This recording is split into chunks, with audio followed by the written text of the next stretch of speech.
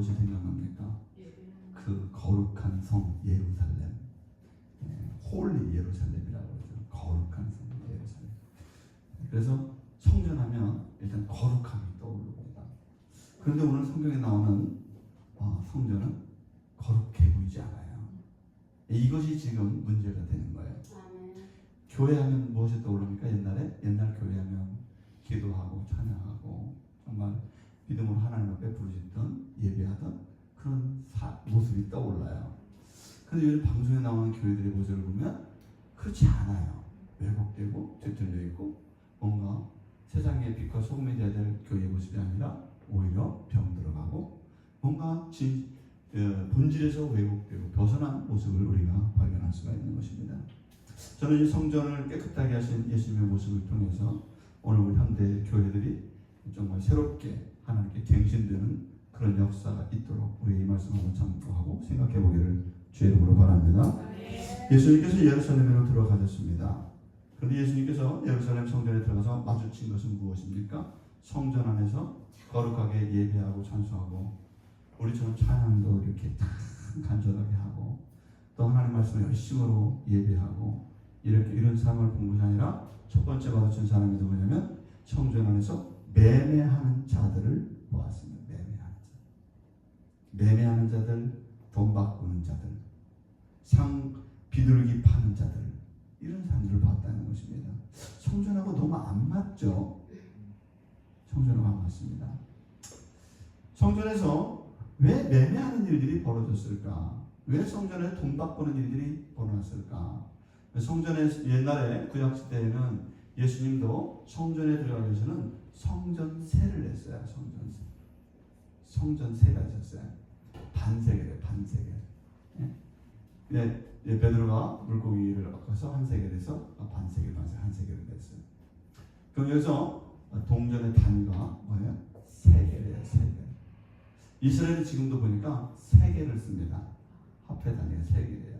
그게 구약 시대의 세겔이고 예수님 때는 세겔인데 지금도 세겔이에요. 우리는 뭘 써요? 원을 쓰죠. 네. 일본은 뭐 써요? N 써요. 중국은 뭐 써요? 위안 써요. 그죠? 미국은 뭐 써요? 달러 쓰고. 유럽은 뭐 써요? 유로화 쓰죠. 네, 그렇게 몰라셔도 돼요. 거기까지 안 갈 거니까. 자, 이렇게 화폐 단위가 있는데 로마의 화폐는 틀려요. 로마의 화폐 단위, 또 각 나라에 흩어져 있는 디아스포라 유대인들, 흩어져 있는 유대인들을 디아스포라라고 하는데 그 디아스포라 유대인들이 그 나라에서 쓰던 돈을 가져오는 거예요. 그러니까 예를 들어서 바울은 길리기아 다소에 살았어요. 이스라엘이 아닙니다. 거기는 지금은 투르키예요. 거기 사는 사람. 에티오피아 내시 간다게는 에티오피아 사람이겠죠.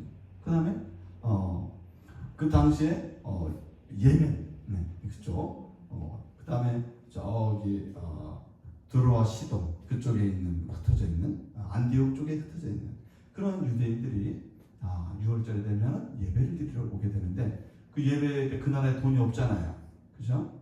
자기 돈을 헌금을 가지고 온단 말이에요. 성전세나 헌금 가지고 온단 말이에요. 그러면 예루살렘에서는 그 각종 돈을 받는 것이 아니라 거기에서 환전을 해야 돼요. 무슨 돈을 내야 돼요? 무조건 예배 때는 뭔 돈을 내야 돼요? 세계를 내야 돼요. 세계를 내야 되니까 환전하는 사람이 필요하겠죠. 매매하는 돈 바꾸는 사람들은 환전상들이에요. 환전상은 돈을 벌어야 안 벌어요? 그렇죠. 예배를 드리는 그 앞에 성전 앞에 누가 쭉 들어서 있는 거예요? 여기로 오세요. 여기로 오세요. 여기가 좀 환율을 좀 높여줄게. 이때부터 환율이 있었어요. 예? 내가 좀 더 높게 쳐줄 테니까 이쪽으로 오시고. 그래서 소리가 성전 앞에 가면은 막 환전상들이 있었겠죠. 이게 돈 바꾸는 사람들이에요. 예수님이 성전에 딱 들어가려고 예배를 드리러 가려고 했더니 환전상들이 이리로 와라 저리로 와라 돈 바꿔주겠다. 내가 더 값을 더 쳐주겠다. 내가 더 많이 준다 하는 사람들이 여기에 있는 거예요. 예수님이 성전에서 예배 소리는 들리지 않고 기도 소리는 들리지 않고 찬양 소리는 들리지 않고 무슨 소리가 많이 들려요? 돈 바꾸자는 사람들이 많이 들렸어요. 기가 막힐 노릇 아니겠어요? 자, 그리고 성전 안에서 매매하는 자들을 내주셨다. 성전 안에서 뭘 매매해요? 예. 그러니까 사람들이 황소를 드리기도 하고 소를 드리기도 하고 양을 드리기도 하고 비둘기를 드리기도 하잖아요. 저 멀리서부터 갖고 오려면 힘들잖아요. 네. 여기 앞에서 파는 사람들이 있는 거야. 파는 사람들이 그걸 팔아요. 소도 팔고 뭘 너무 힘들으니까 그 멀리서 갖고 오기가 거기서 좋은 걸 사는 거죠. 이게 성전 앞에 막 소들의 울음소리, 양들의 울음소리, 염소의 울음소리, 비둘기 막 상인들이 얼마나 많이 지내요. 예수님 시대에 그랬다는 거예요. 근데 이 사람들이 자꾸 밀려서 어디까지 들어왔습니까? 성전 안에 비둘기 파는 사람들이 의자 앉아고 비둘기 장에도 갖고 팔고 있는 거예요. 그걸 누구한테 드리겠다고? 하나님께 드리겠다고 팔고 있는 거예요. 주님이 볼 때는 성전의 모양과 성전의 거룩함이 상실되어 버려요. 하나님은 없고 뭐만 있어요? 매매상들만 있죠. 환전상들만 있죠. 이런 거 보셨어요. 예루살렘에 들어가셨는데 주님께서는 뭘 하셨냐면 내쫓으시고 둘러엎으시고 허락하지 아니하시고 이게 예수님의 행동이에요. 그러니까 성전에 들어갔는데 예수님께서 하신 행동이 세 가지인데 내쫓으시고 둘러엎으시고 지나다님을 허락하지도 않으셨다. 이게 예수님이 성전에 가서 하신 일이다 이 말입니다. 주님께서는 이게 성전이 정화돼서 깨끗해지기 원하시고 성전이 성전다워지기를 원하신다는 것입니다. 그러니까 오늘도 우리가 본질이 왜곡된, 본질이 호도된 그런 예배가 되어서는 안 되고 그런 교회가 되어서는 안 돼야 될 줄 믿습니다. 교회가 교회다워야 되고 교회에서 예배가 진행돼야 되고 교회에서 찬양이 일어나야 되고 교회가 하나님 앞에 기도하는 처소가 되어야 될 줄 믿습니다. 그럼 이렇게 상업적이고 경제적이고 이 이득금과 모든 것들이 뭐하고 결탁된 거예요? 이 성전을 누가 지어줬어요? 예수님 당시에 성전을 누가 지어줬어요? 헤롯이 지어줬어요. 헤롯은 하나님을 믿어요, 안 믿어요? 이제는 안 믿어요. 안 믿는데 성전을 지어줬어요. 참 멋진 사람이죠? 왜 지어졌을까? 헤롯은 이둠의 사람이라고 되어 있어요. 이 사람은 에돔 사람이에요. 예? 에서와 야곱 중에서 에서 쪽에 속한 이둠의 사람인데 이 사람이 정치술이 뛰어나요. 그러면 이 정치술이 뛰어나다는 것은 어떤 걸 증명할 수 있냐면은 로마의 황제는 자기가 점령한 모든 지역에 왕을 세우지 않습니다. 왕을 세우지 않아요. 총독을 파견하는 거예요. 총독. 로마의 총독이 그 지역을 다스려서 모든 국가는 로마 황제와 총독하고 연결돼서 그 총독이 관할하게 돼 있어요. 그런데 유대인들만 유독 분봉왕 제도를 채택했어요. 분봉왕 제도라는 것은 유대인들은 종교심이 강하고 정말 그 사람 독특한 민족이야. 저 사람들 그냥 총독만 내버려다 무슨 난리가 일어날지 몰라. 그러니까 그 사람들은 유대인들은 왕 하나 세워줄게. 근데 유대인들은 이런 걸 원하지가 않아요. 근데 거기에 딱 들어가지고 헤롯이 어떻게 한 거예요? 유대인들의 마음을 산 거예요. 근데 유대인들이 뭘 좋아해요? 돈을 주면 좋아할까? 뭐 밭을 주면 좋아할까? 아니면 뭘 하면 좋아할까? 헤롯이 궁리하다가 뭘 해줬을까요? 야, 유대인들의 마음 뺏으려면 성전 하나 끝내주고 지어주면 끝나. 걔네들 그것만 제일 좋아해요. 그래서 헤롯은 자기는 마음에도 없지만 성전을 멋지게 지어줬어요. 제사장들도 늘려놨어요. 이게 옛날에 대제사장이 한 사람이잖아요. 제사장들도 많아. 그래서 이게 헤롯의 정치적인 장소가 뭐가 된 거예요? 성전이 된 거예요. 이게 성전이 하나님의 거룩한 레위지파 속에서 대제사장들이 나오고 제사장들이 나온 것이 아니고 만들어진 제사장들이 나오기 때문에 이 사람들은 자기의 이권만을 위해서 성전을 이용하게 된 거예요. 그러니까 성전이 뭐의 도구가 된 거야? 정치의 도구가 된 것이고 경제의 도구가 된 거예요.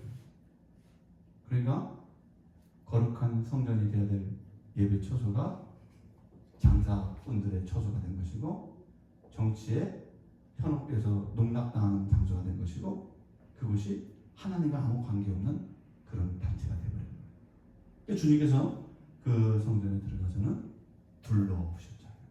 다 엎으시고 내쫓아버리고 성전에 다니는 것도 허락하지 않으셨잖아요.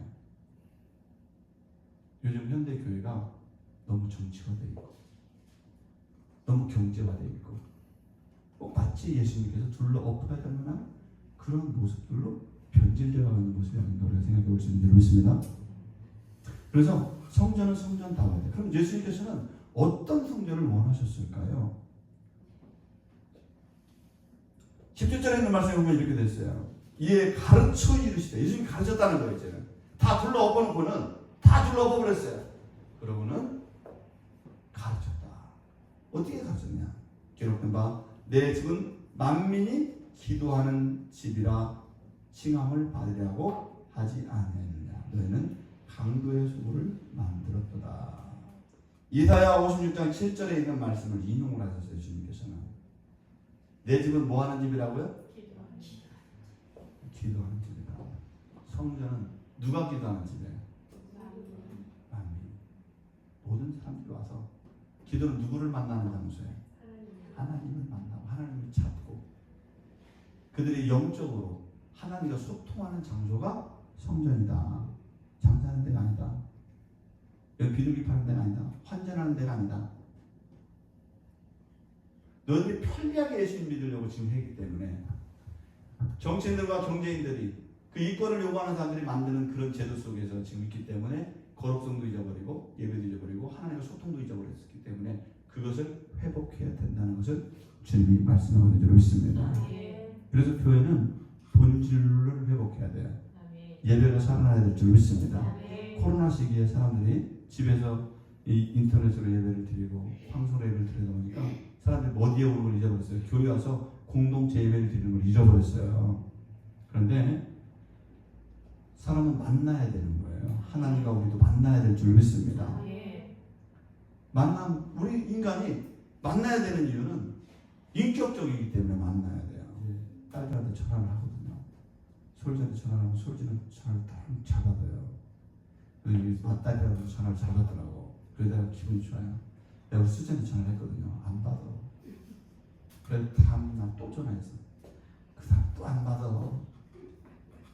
세 번째는 바꿨죠. 또 다음날 또 전화했더니 안 받아. 얼마나 보고 싶은지. 전화 소리만 들어도 좋겠는데 소통이 돼야죠. 그죠? 내가 아빠고 지가 딸이니까 알긴 알잖아. 그렇지만 뭐예요? 소통이 돼야 될 거 아니에요. 얼굴은 못 보더라도. 그래서 어제 올라왔더라고. 또 금요일날 올 줄 알았는데 또 토요일날 올라왔어요.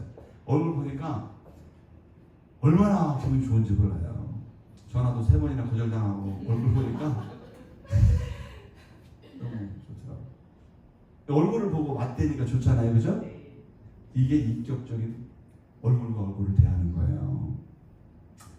우리가 하나님을 대할 때도 우리가 아무 데서나 하나님 다 계세요. 어디든지 계세요. 그렇지만 내가 하나님의 전에 와서 하나님께 찬양하고 정말 내 마음을 준비해서 하나님께 기도하고 내가 하나님께 간절하게 찾는 그 기도의 그 성전이 하나님께서는 그러기 위해서 성전을 우리에게 허락한 줄로 믿습니다. 인격적인 만남이 있어야 돼. 하나님과 얼굴과 얼굴과 대화해 대면하여 보고 정말 하나님과 나와 하나님의 계시와 내 응답이 있는 그 예배의 소통이 있는 그 장소가 성전이 되어야 될 것을 주님이 말씀하고 있는 줄 믿습니다. 코로나에서 많은 사람들이 다 집에서 설거지하면서 예배드리고 누워서 예배드리고 거실에서 바람에 예배드리고 뭐 그냥 간식 먹으면서 예배드리고 이게 이제 일상화되니 하나님 앞에 우리가 정결해야 되고 정말 하나님 앞에 온전하게 예배를 드려야 되는데 그런 모습이 다 상실되어 버렸다 이 말입니다. 그러면서도 예배를 드렸다고 얘기해요. 나 다 예배 드렸어. 그죠? 이거 예배 드렸잖아. 이 모니터로. 이 모니터는 일방적이에요. 일방적. TV는 뭐예요? 일방적이잖아요. 그죠? 일방적이에요. 인격이 없어요. 이는 일방적. 그렇기 때문에 이 일방적인 메시지고 나도 일방적으로 해. 그러니까 저도 일방적으로 하니까 나도 일방적으로 해. 그냥 뭐 화장실에다 놓고 이렇게 그냥 내 할 일 하면서 모니터 보기도 하고. 그러니까 저기도 일방적, 나도 일방적. 그러니까 만남이 이루어져 안 이루어져요? 인격적 만남이 이루어지지 않는 거예요. 이게 우리가 인터넷을 통해서 유튜브를 통해서 수많은 것을 듣지만은 그게 온전한 만남이 이루어지지 않는 것은 인격과 인격의 대면이 없기 때문에 그런 것입니다. 그래서 우리 하나님께 나와서 예배 초소에서 예배를 드려야 되는 이유는 하나님을 온 마음 다해 하나님께 나아가기 위해서 성전이 필요한 줄 믿습니다. 그래서 예배 초소가 바로 하나님께 기도하고 하나님과 만남의 장소가 되는 그런 교회가 될 수 있도록, 그런 예배당이 될 수 있도록 우리가 함께 참여하고 모든 예배, 정말 모든 성도들이 함께 나와서 예배하는 그날에 속히 돌아올 수 있도록 우리가 기도해야 될 줄 믿습니다. 자, 이건 예수님이 이걸 가르쳤단 말이에요. 성전은 그런 곳이다. 인격적으로 만남이 있어야 된다. 기도해야 된다. 하나님과 소통이 있어야 된다. 네 몸으로 나와서 하나님께 예배해야 된다라고 하는 것을 말씀해 주셨어요. 그 이야기를 듣으면 어떻게 해야 돼요? 반응. 아멘하에 화답해야 되잖아요. 그죠? 그런데 어떻게 합니까?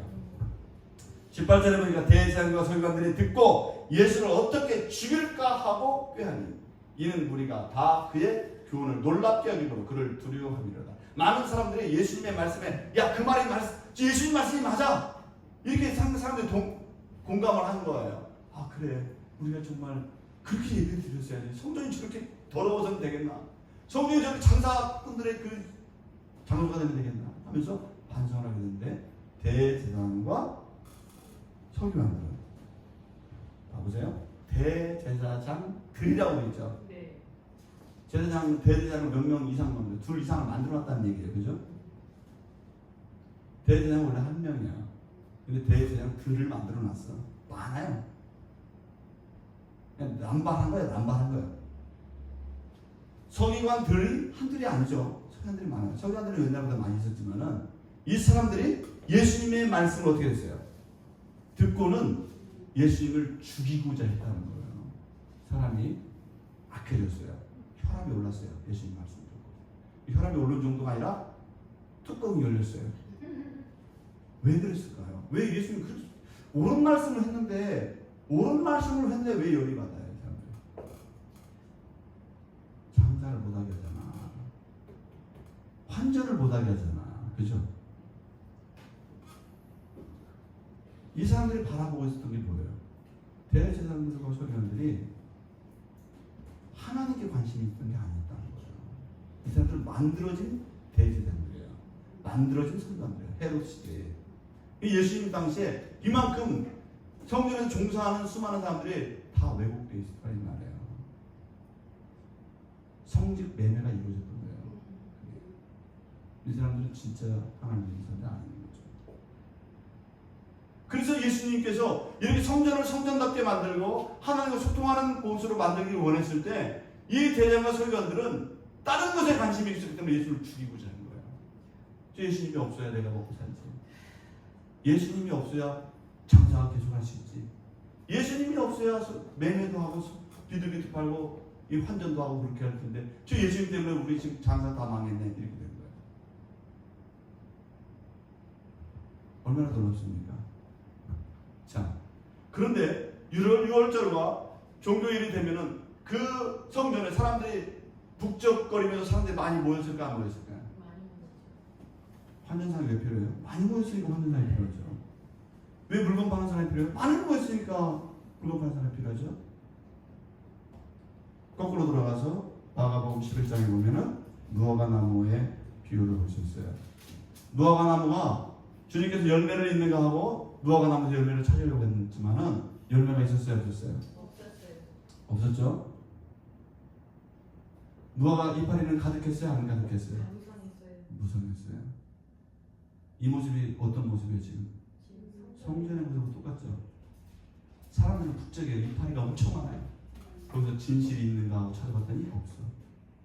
생명의 열매가 있는가 하고 찾아봤더니 없어. 근데 정말 사람들이 웅성거리고 많아. 거기에 하나님을 향한 생명의 믿음이 있는가 보다 없어. 그게 뭐가 나온 거예요? 오늘 현대교회가 수만 명이 가서 예배를 드리죠. 수천 명이 예배를 드려요.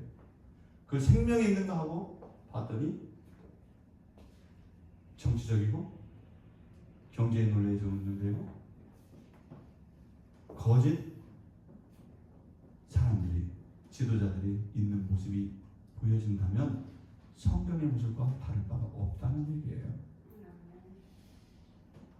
그럼 주님께서 어떻게 하셨습니까? 20절 이후에 보면 아침에 지나갈 때 무화과 나무가 뿌리채 마른 것을 보고 그렇게 됐죠. 주님께서 저주를 하신 것이죠. 이게 또한 성전의 모습인 거예요.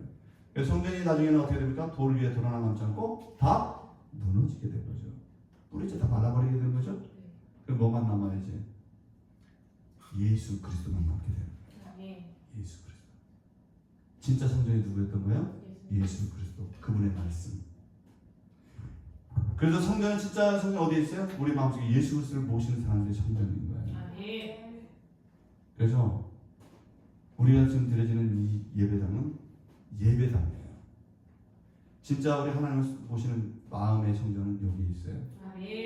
이 모임 성전의 공동체들이 모여서 교회를 이루는데 이 교회가 예수님의 말씀을 실현하는 모든 성도들의 공동체가 될 줄 믿습니다. 이파리만 무성한 것이라고 해서 좋은 게 아니에요. 사람만 엄청나게 몇천 명 모였다고 해서 칭찬받을 일이 아니다 이 말이에요. 이파리가 많다고 주님 축복해 주지 않아요. 무화과 나무가 크다고 정말 하나님 칭찬하는 게 아니에요. 뭐가 있어야 된다고요? 그 속에 생명의 열매를 가진 진실하게 하나님께 기도하는 사람들, 그 속에 진실하게 하나님께 예배하는 사람들, 그 속에 하나님과 소통하고 있는 사람들이 있을 때 그것이 바로 열매인 줄 믿습니다. 바로 주님은 성전을 정화하시면서 이 무화과 나무의 비유가 연관돼서 지금 말씀하고 있어요.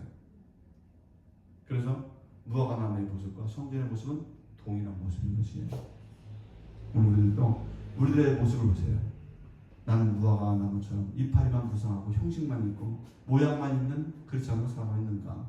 아니면 진실되게 하나님께 칭찬받을 만한 그런 생명의 열매를 가지고 하나님께 살아가고 있는가를 돌아보시길 주님으로 바랍니다. 그래서 주님께서 우리를 보시고 야, 너는 마음의 성전을 이루고 내한테 기도하고 있고 진실한 예배의 삶을 이루고 있고 주의 향기와 빛과 소명을 감당하고 있다는 그런 진실된 믿음의 삶을 우리 속에서 살아내는 저와 여러분이 되길 주님으로 축원합니다.